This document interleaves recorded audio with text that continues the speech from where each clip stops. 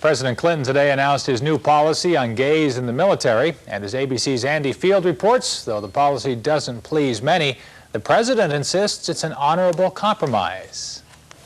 The military chiefs were stone silent when their commander-in-chief entered Washington, D.C.'s Fort McNair.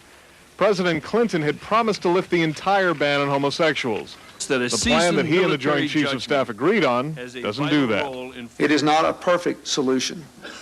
It is not identical with some of my own goals, and it certainly will not please everyone. It may not please anyone. The plan looks simple on paper. When it comes to homosexuality, the military cannot ask, and you don't have to tell. It would also give gays and lesbians a zone of privacy. That means gay men and women could visit a gay bar or march in a gay rights parade. But if the military caught you kissing or holding hands with someone of the same sex, they would investigate. If you announce you're gay, they may still throw you out of the military.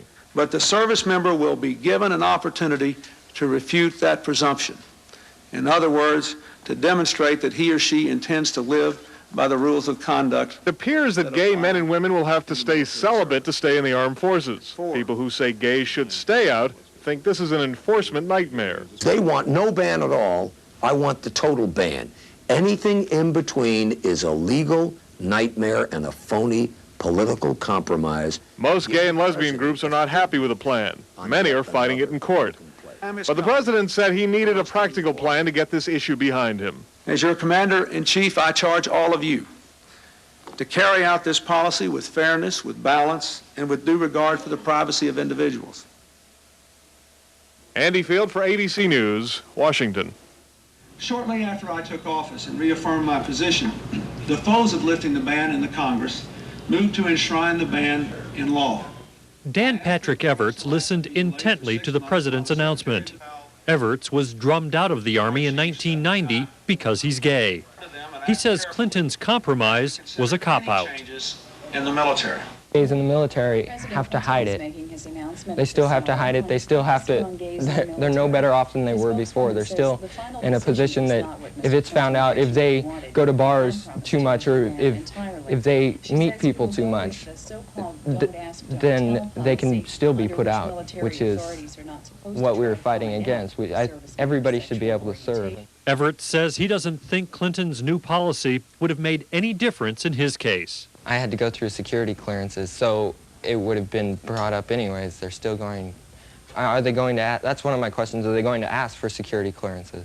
Are they, because they investigate your background, they investigate your life, are they going to, you know, and so it's still excluding job because they're going to find out.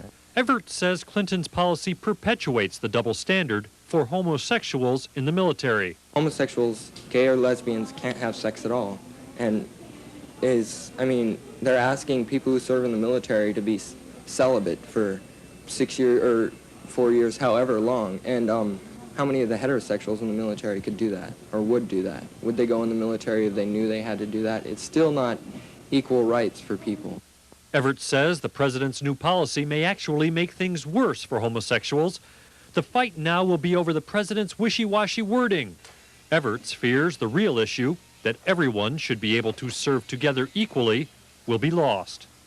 Doug Barber, Eyewitness News.